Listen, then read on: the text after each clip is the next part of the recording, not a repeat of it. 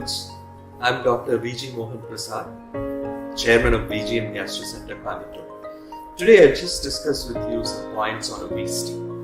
Obesity has become pandemic. It's across the globe, and even Indians and Asians are found to be obese.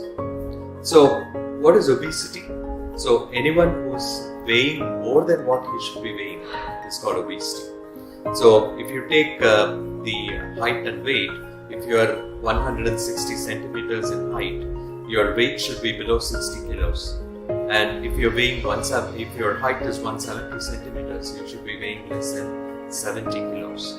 So, this is a simple equation. So, we should always strive to keep our body weight in the ideal range so that we can ward off a lot of complications.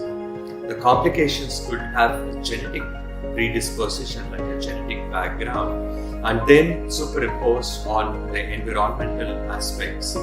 So, for example, one obese gentleman can have hypertension, can have diabetes, can have dyslipidemia, that is the cholesterol and triglyceride being up, and then fatty liver, can have a lot of other complications because of these, what is called the metabolic syndrome, including systemic hypertension, which is high blood pressure, and kidney disease, and so many problems can arise out of this complex problem. So all that we have to do is eat less, eat the right food, and do regular exercises in order to fight obesity. Overfeeding children should also be avoided because the adipose tissue, fat-containing cells in the human body, start multiplying from birth, and the multiplication stops at the age of 5. So until then, we should not expose these kids to too much of fatty food. Then the cells replicate, and it's a large pool. So once we grow and we start eating a lot of fat, we can easily put on weight. So healthy foods have to be always emphasized to children. Also, injudicious use of antibiotics in children can be prevented or avoided because studies in China have shown that there is so much of obesity among the children in China because of injudicious and overusage of or misuse of antibiotics. So we should avoid eating high calorie diet and high fat diet. So these are two things that one should be scared of. So if somebody has a cool drink with a lot of fructose, which can deliver a lot of calories, this fructose plus high calories can get converted to fat and get deposited in the liver. Also, eating a lot of red meat is also a problem. Lean meat is okay. So one should avoid eating egg yellow and red meat often, like once in a way is okay. If one is a non-vegetarian, he can consume chicken and fish.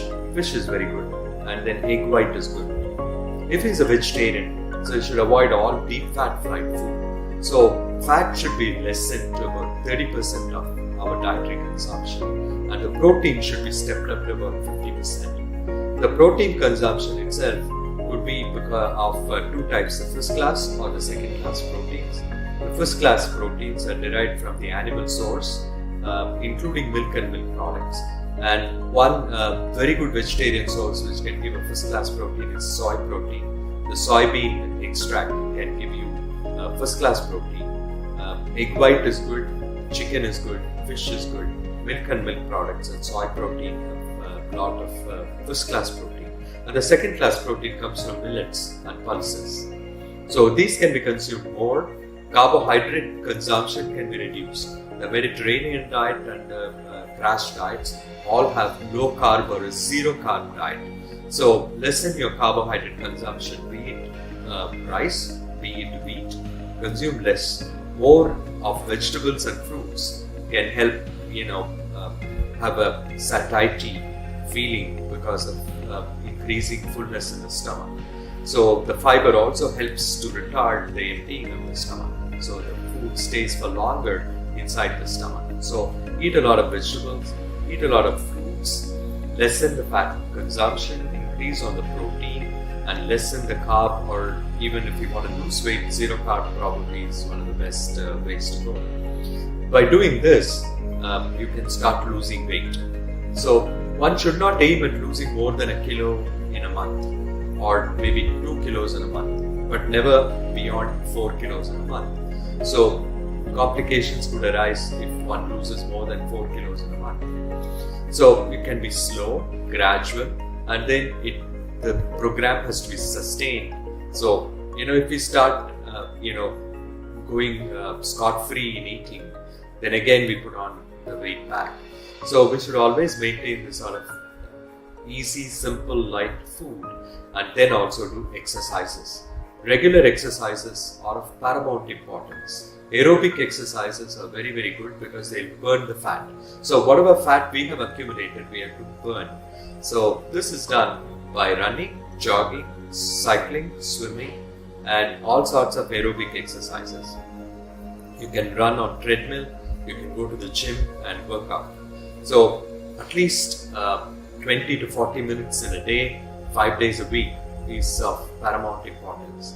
And people with fatty liver can also do isometric and isotonic exercises. The isotonic exercises are weightlifting, and the isometric exercises are called the resistance exercises, which you can stiffen all the muscles for several counts and release, like Superman or Iron Man exercises. So these can help you to live a healthy living. So obesity has to be completely gotten rid of, and we should prevent us and resist us from becoming obese. And if somebody is obese, I'm sure he or she should try and shed weight. One of the useful things that I find in my practice is the use of Garcinia kombucha and a green tea combination that I use on my patients. Patients lose at least 1 to 3 kilos in a month, and green coffee is one such which can help lose at least half a kilo in a month. If all these do not work, we can put in balloons through endoscopy. So, or even today, stitch the stomach and make the stomach lesser in volume, so that we can prevent one from gaining weight and also assist in losing weight. So finally, there is always the bariatric surgery, which can reduce the content or volume of the stomach, which can prevent one from putting on weight and also help to lose weight. So always eating less and appropriate food, and regularly doing exercises at least 5 days a week will help us lose weight, and we can live up to 100 years. And to live up to 100 years, people say everything has to be 100. A weight has to be below 100 pounds. The waistline should be below 100 centimeters. So our blood pressure should be systolic, should be below 100, and we should the sugar should be below 100, cholesterol should be below 100, triglycerides should be below 100. We should be running at least 100 kilometers in a month. Then we can live up to 100 years. So my best wishes for a very healthy living and prevention of diseases. Thank you viewers.